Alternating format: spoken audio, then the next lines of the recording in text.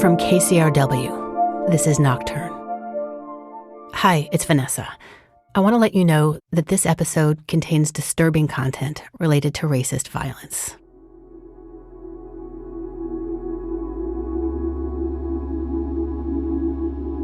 The dark stillness of night envelops and cushions us. It draws us into ourselves and close to our loved ones.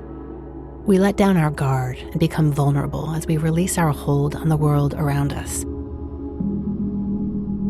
Safety can flip on a dime, though. Comfort turns to horror in a heartbeat when the night becomes weaponized, used by bullies to terrorize and control, allowing the cowardly perpetrator to hide in the shadows and evade detection or identification. This is the most ominous embodiment of the night. One of its most salient symbols is that of the burning cross. Sociologist David Cunningham. Cross burnings oftentimes were part of a broader campaign of intimidation and violence against particular targets. It's been 40 years, and now a deep wound is reopened on the heels of the deadly violence in Charlottesville. A local priest with former ties to the KKK revealed his criminal past of burning crosses and sending death threats. Philip and Barbara Butler were newlyweds who just moved into their first house in an all-white neighborhood in Prince George's County. We got a phone call and told us that there was a cross. I don't know if it was smoking or burning. I don't know which one it was. In our front yard. I came out, it was about 6-7 foot cross. It wasn't a small cross, it was a 7-foot cross. Of course, you know, your mind is ticking that someone is against us. What did we do to put a cross put in our yard? It makes you very afraid of what's going on.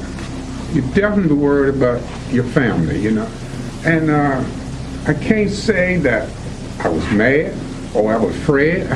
All of it was involved. It's something that we had to, from then on, we had to watch where we go, behind us and everything. When the vulnerability inherent in the night is used to threaten and harm, the effects are deep and long-lasting. More from Nocturne in a moment. Thank you for listening to this KCRW podcast. In case you don't know us, KCRW is public radio in Los Angeles, bringing the best of NPR to Southern California. We're also known for our own brand of bold and innovative programming, evocative storytelling, taste-making music, and audio documentaries that are little movies for your ears. You can join our community to support this show and others, or make a one-time donation just to say thank you. Find out more at kcrw.com/join.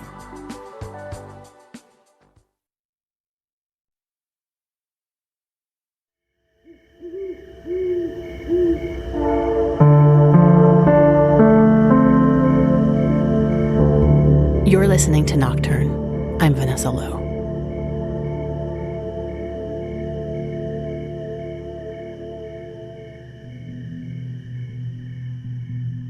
The history of racism and white supremacy in the United States has many tendrils. One of these has seeds planted in the night. The stories are there, right beneath the surface.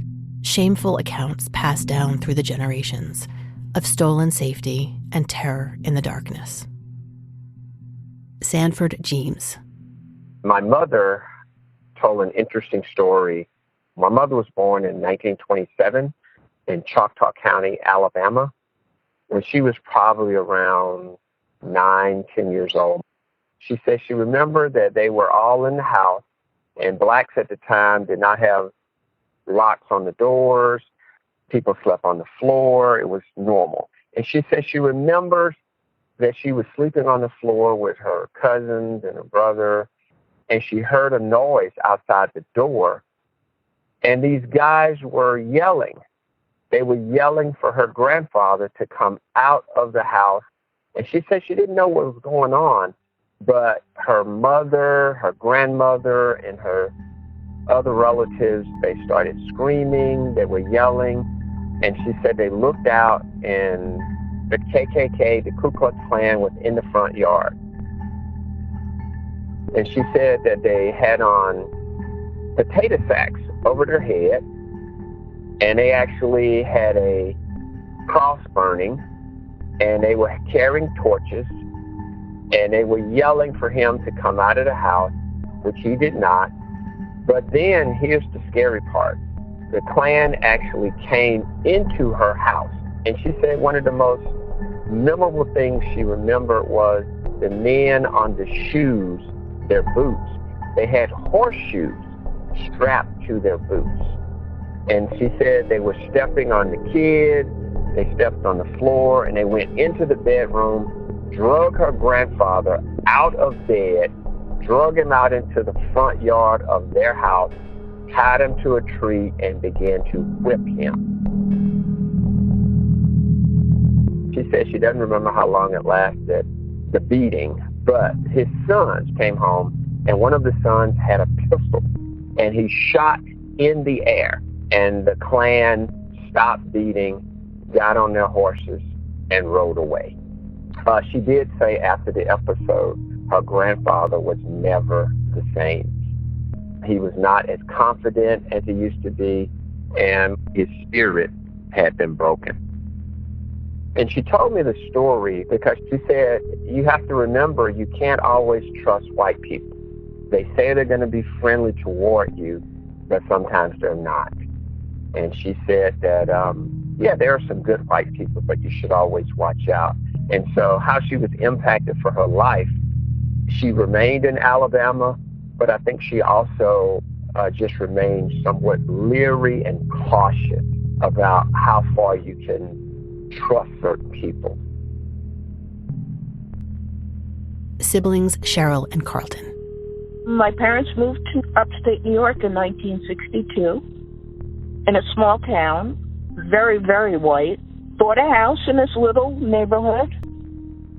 And shortly after we moved in, that's when the cross burning happened.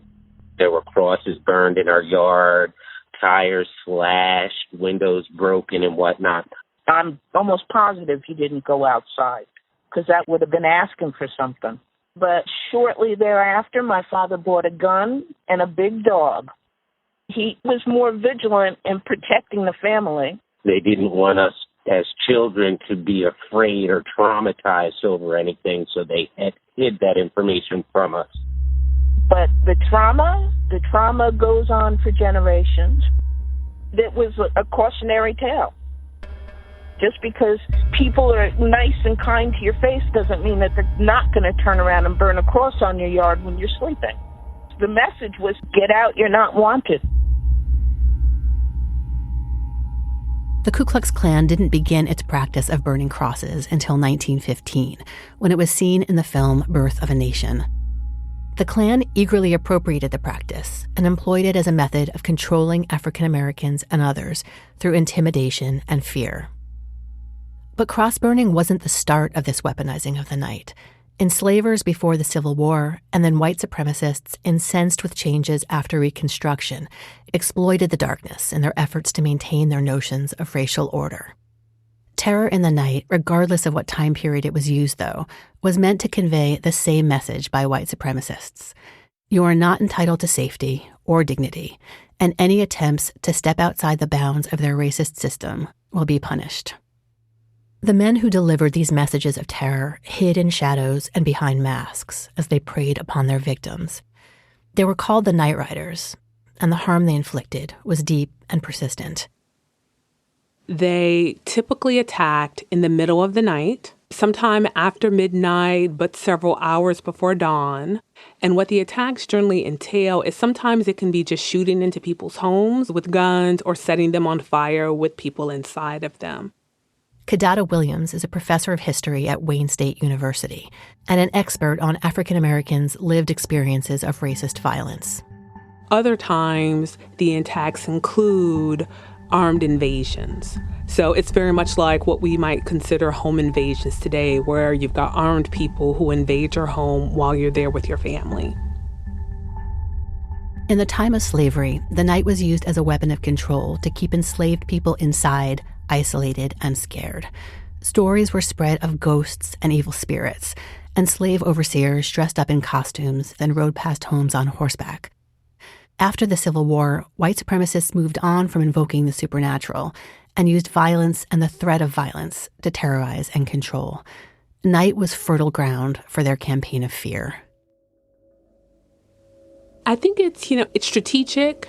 It's also highly effective, because if they asked some of these African-American men, to meet me on this hill at noon, give them a fair chance to defend themselves, then there is a possibility that the person who's participating in night riding activity could be bested or could be killed. They want to take away that possibility, and what you do is you catch them off guard. And what's the best way to catch someone off guard than at home in the middle of the night, in their bed, while they're there with their wife and their children and their elderly parents? This isn't the Civil War anymore. It's the post-war period. So there's a presumption of peace.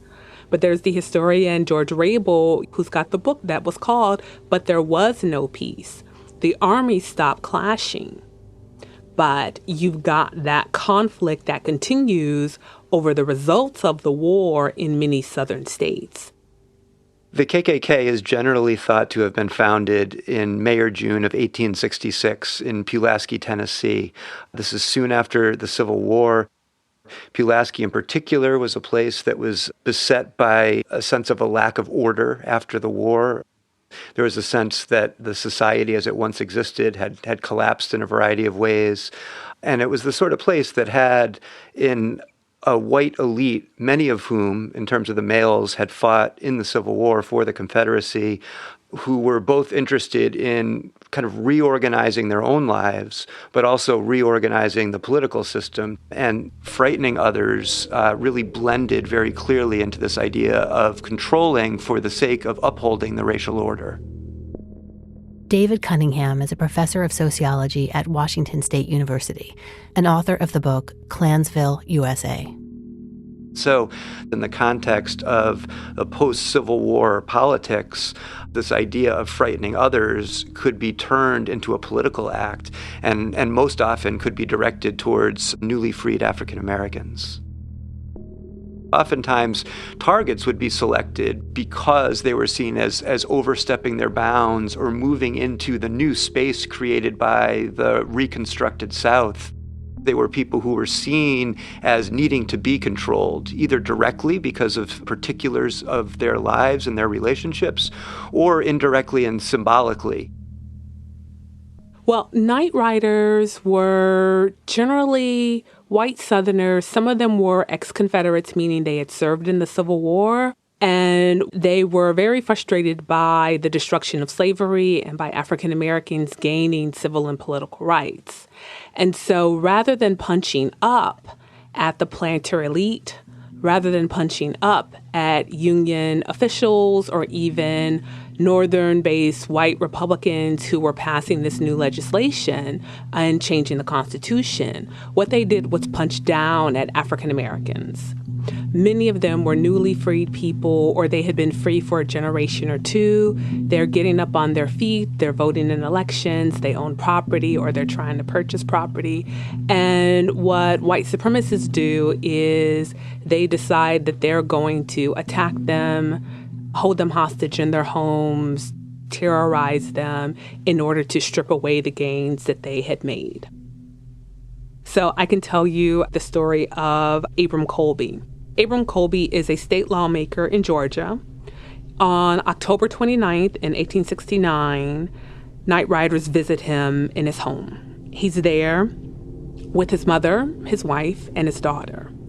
When the men are trying to drag him out of the house, his wife, mother, and daughter all try to intervene, try to physically stop them, try to beg the men to let Abram go. The men make clear that if they don't stop, they will be injured. And so Abram's wife and his mother, they both stand down. His 10-year-old daughter, Amanda, doesn't. She continues protesting. And one of the men levels his shotgun at her. And she stops. The men, they take Abram from the home and they beat him, threatening him. Essentially what they want him to do is leave the community and not serve out his term in office. African Americans post-slavery were targeted and attacked for just living their lives. Of course, the bigotry and violence were pervasive and woven into almost every aspect of society, from segregation to public lynchings. The attackers used the darkness of night to further their crusade of white supremacy in several ways. The idea of the Ku Klux Klan initially, even before it had really fully formed its political aims, was really about being a secret society, quite literally. So oftentimes that meant meeting in secret places or private places, having a very closed membership, a very bounded set of people who knew what they were, why they were doing things, and how they were doing things. And so that often meant this idea of operating under the cover of darkness. That could be used figuratively, but increasingly was used literally. And so the earliest incarnations of moving out into public with costuming, and this could be wearing masks to conceal one's identity, but oftentimes that would be done at night, to kind of add to that layer of secrecy. And to do that at nighttime, especially in the 19th century, where darkness was much more pervasive than we often think of darkness in communities today, was a way to really reinforce the secretive nature of what they were doing, but also to create this mystique about what the Ku Klux Klan actually was and could be. And as the Klan moves in the later 1860s to more coordinated acts of violence and terror, nighttime, of course, became a place where they felt they could heighten the degree to which they could terrorize and frighten people, but also where they could operate with a greater degree of secrecy and impunity. The KKK has had three distinct eras. The first was after the Civil War in 1866, the second around 1915, and the third around the Civil Rights Movement of the 1960s. With each iteration, the tactics have varied, but the tendency to hide in the shadows and use the night as a weapon of fear have remained consistent since the nightriders. It is the attacked people who give them the label nightriders, because they ride their horses through the countryside in the middle of the night attacking people. This is in the 19th century, so it's not as though they have streetlights for the most part in many of these rural areas. But what we know is that for the attackers to be able to see, they rely on the moon and on torches. Over time, the methods and modes of transportation for nightriders changed, but the essence remained the same. So as we move through different eras of the Klan, the idea of night riding are really small bands of Klan terrorists going out into the countryside or into the community to regulate, intimidate, and terrorize their targets in a variety of ways. And so night riding over time becomes a stand-in for thinking about acts of violence typically committed under the cover of darkness. While nightriders were often members of the KKK, it wasn't that clear-cut. There was a wider swath of the community engaging in white supremacist thinking and racist violence. Oftentimes, they are just ordinary white Southerners who are frustrated with the changing order, who decide that they're going to take advantage of or adopt a strategy to strip African Americans of the gains they made that had been effective in communities around them. There's a term for these ordinary people who aren't officially part of the KKK: embodied Klan. So that's a phrase attributed to the historian Elaine France Parsons.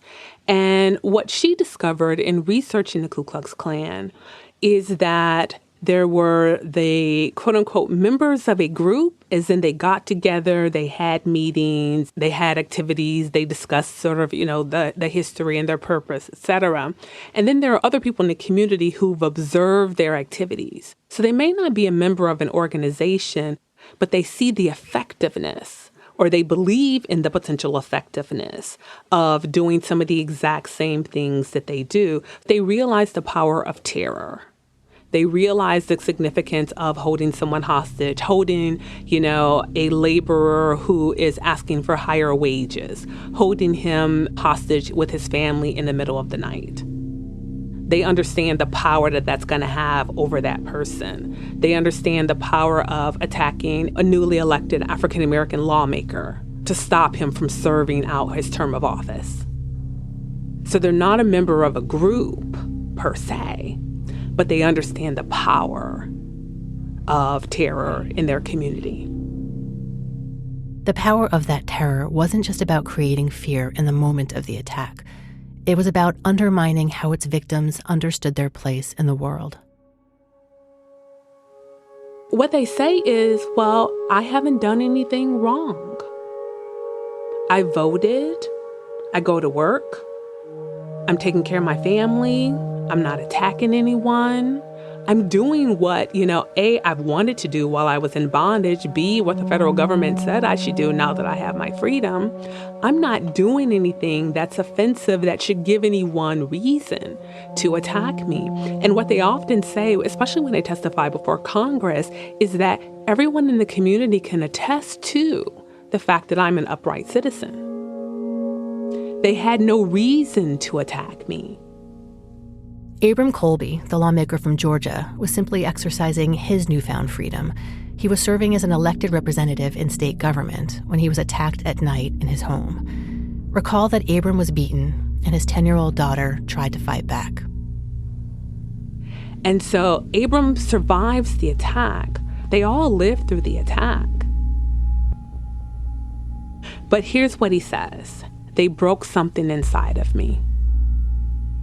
What we also know is that a lot of the male survivors, the fathers especially, they sort of articulate what we would today associate with guilt or shame in terms of their inability to protect themselves or to protect their family members from harm. There's also, for most survivors, there's the guilt and shame of being attacked in and of itself. That's regardless of what you did. There's the shame that comes with having been attacked in this way, having everyone in the community know what happened to you. The trauma and shame were deepened by the fact that most often the perpetrators of the attacks went unpunished and continued to live in the same community as their victims. There are barely efforts to bring even known perpetrators to justice from law enforcement in their community. So there is a greater sense of injury and betrayal for a lot of the survivors. So you've got what happened in the attack, you've got the ongoing nature, and you've got the fact that attackers are still running free in the community. There's no interest in bringing any of them to justice. They could attack people again. And so for a lot of people, those are sort of like compounding injuries. This was the case for Patrick and Missouri Tanner in Glen Springs, South Carolina in 1871. They'd worked hard to create a good life for themselves and their family, and the relentless terror inflicted upon them shattered that life beyond repair. The Tanner family was attacked by nightriders 3 times. The first time, it's his son-in-law and his daughter who are attacked because his son-in-law, William Moss, votes. It's part of a wider attack in the community in which a community elder named Wallace Fowler is killed. But for William, he is kidnapped, he's dragged from his home, and he's whipped. William's wife, Adriana, fears that William can't protect her and their children, so they go to live with Adriana's parents, Patrick and Missouri. The attackers track them down, though. They know that Patrick is armed. So they ambush him and they take his guns. Then they come back. And what Patrick tells members of Congress is that he's gone to bed and Adriana and Missouri are up talking at night, just like mothers and daughters do. And so they hear a knock at the door and Adriana answers it, thinking that it's someone they know. And when she opens the door, that is when she sees the men in black and red masks. And she calls out to her father, but before he can even get out of the bed, they burst into the room, they grab him, and they drag him out of the house. Patrick doesn't give us the other details about what happens. It is possible that both Adriana and or Missouri were physically or sexually assaulted in that attack. But all of the family members survive physically okay.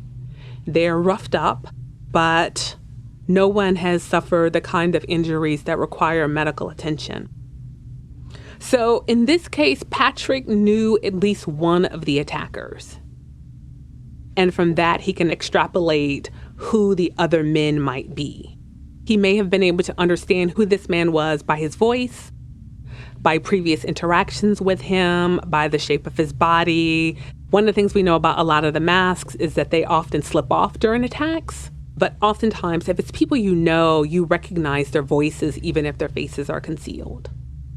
For Patrick, he feels as though he's in an impossible situation. He knows who attacked him. He knows local authorities have no interest in bringing this man to justice. He wants to tell his story to members of Congress because he believes that maybe the federal government may do more than local authorities will. But at the same time, he doesn't want to do anything to bring any more violence onto his family. He's worried about reprisal. You know, he wants to stay in the community, and he may think and hope that I may be able to hold on to these 43 acres of land if I can just live with what happened, if I don't reveal to outsiders who this person was. The trauma caused by night riding attacks left a myriad of scars, both physical and psychological. And what members of Congress often fail to understand and acknowledge during later hearings was that the effects of attacks went on, and they went deep. What we see with night riding attacks is that most perpetrators physically assault their targets in one way or another. They whip them, they beat them, they shoot at them, they stab them, they choke them until they pass out. So a lot of people who survive attacks do so with physical injuries. For some of them, those injuries are disabling, as in their bodies are permanently disabled as a result of what happened to them during that attack. That's going to have an impact on their quality of life and their means to take care of themselves. For the psychic and psychological effects, what we have are the sort of very real traumatic injuries that come from being held hostage. Patrick Tanner testified to Congress that after the attacks on his family, his wife, Missouri, began to sleep outside of the house to avoid being cornered in another attack, something which was common for survivors. He tells members of Congress that his wife is not doing well. He's really concerned about her well-being, and he's distressed by her state of mind. Patrick doesn't give us any of the details about what he's seeing or how she's behaving. He just, he talks about her behavior in a way that alarms him. Patrick says that Missouri will never get over what happened. When he says that he believes that Missouri will never get over what happened, that is a refrain that you hear or that you see throughout the hearings. Most of the people who are attacked use that kind of language, I don't think I'll ever be over it. He never got over it. She never got over it until she died. And for members of Congress, that's kind of hard for them to understand because what they say is, well, nothing happened to you, right? You weren't physically injured. And what Patrick is trying to communicate is that they did hurt his family and that hurt was ongoing. And that's what many of the survivors want members of Congress and anyone who listens to their story to know. This horrible thing happened to me, but it's also an ongoing sort of disaster. Everything that happened didn't end, or the hurt didn't end that night when the men left. It continued afterwards. The consequences of night riding attacks rippled out beyond physical and emotional trauma. For a lot of attacked people, the attacks are the beginning of the dismantling of the worlds they built after slavery. This is the sort of slow nature of the violence. They lose the people they were becoming. If we look at Patrick in Missouri, this is, 1871, so it's 5 years after slavery has been abolished. Patrick is 62 years old, Missouri is 42. And they've got a large family of children. In 5 years, Patrick has accumulated 43 acres of land. They have a net savings of $125, which is $2,340 today. That's more than most Americans have saved today.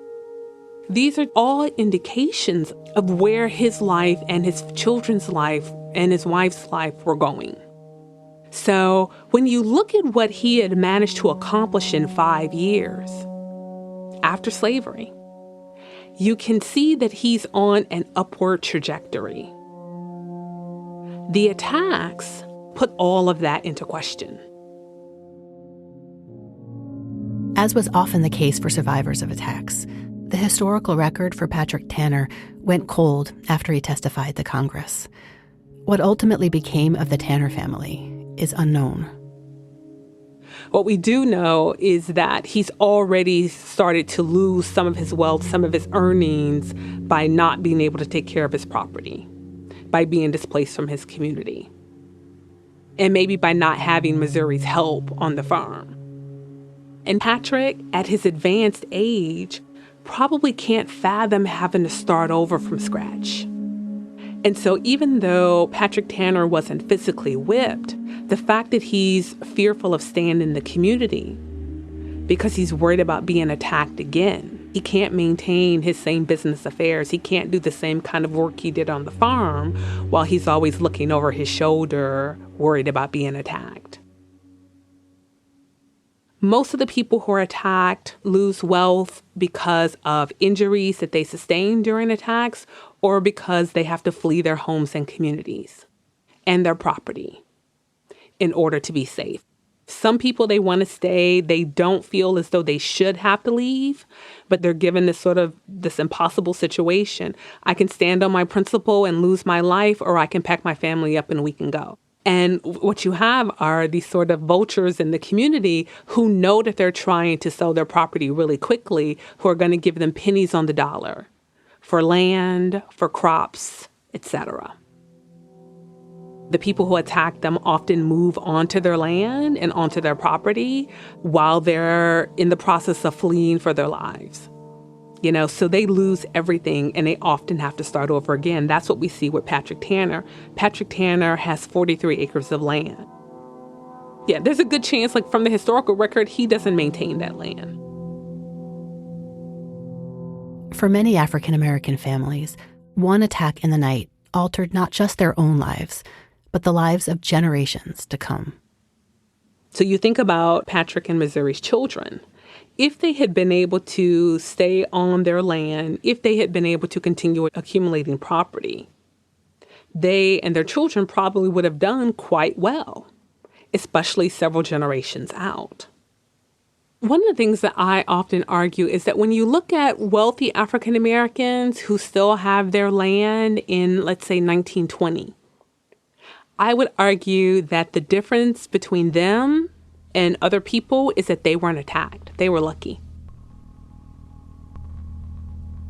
When we look at attacks like the Klan or night riding strikes after the Civil War, we tend to think of them as discrete events, a beginning and an end.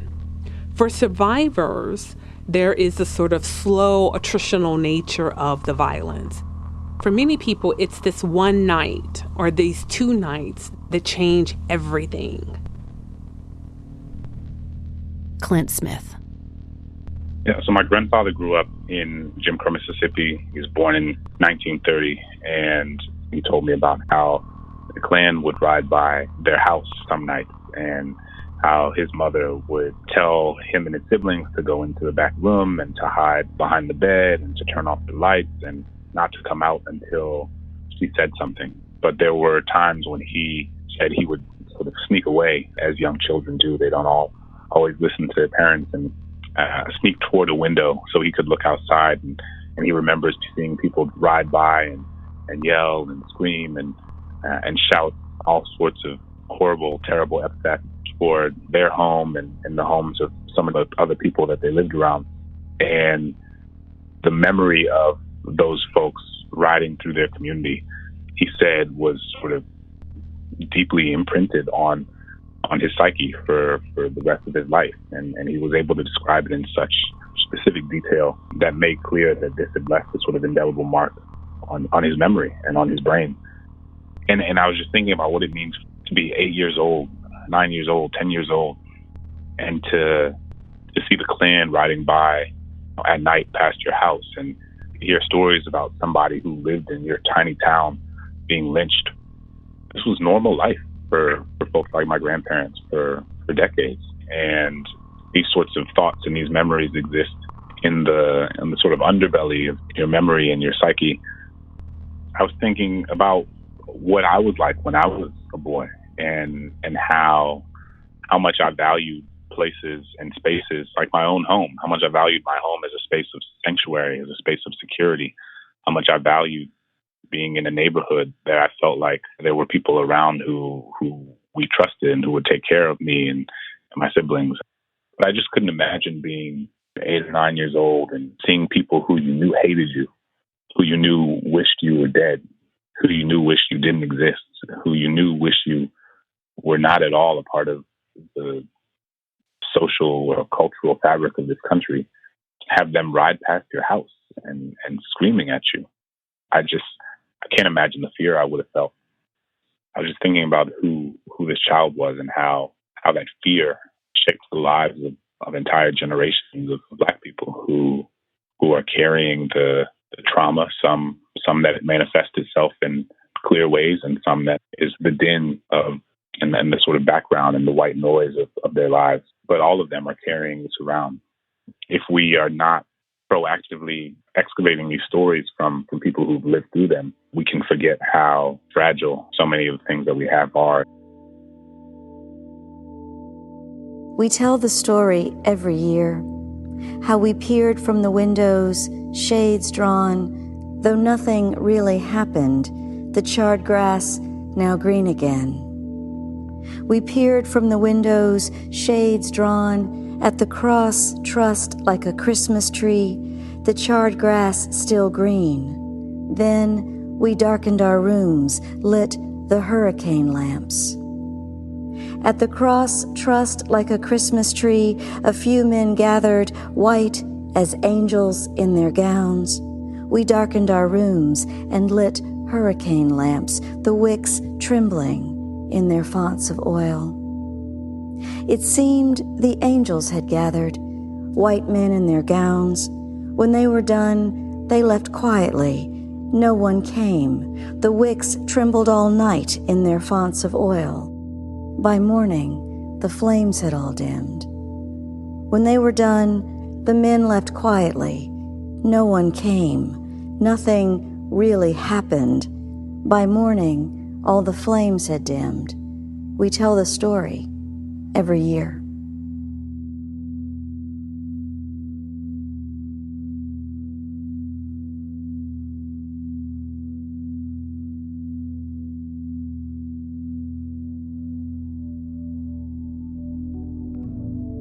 You've been listening to Nocturne.